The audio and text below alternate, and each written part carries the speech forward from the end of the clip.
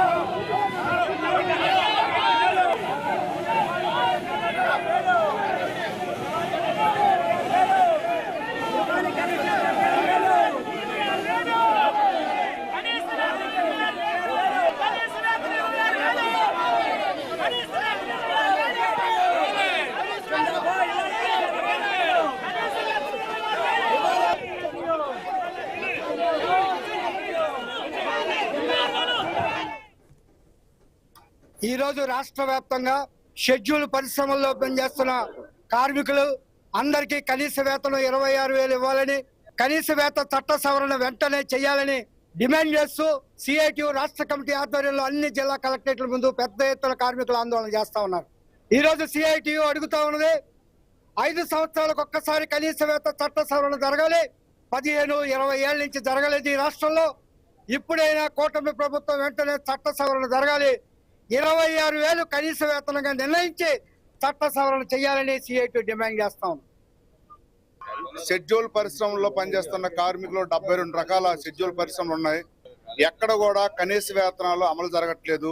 ఈ రోజు ప్రధానంగా జిల్లా నుండి కేంద్రానికి, రాష్ట్రానికి నాళాలు కులిపిస్తున్నటువంటి ఆక్వా రంగంలో చాలా దయనీయ పరిస్థితుల్లో కార్మికులు పనిచేస్తున్నారు.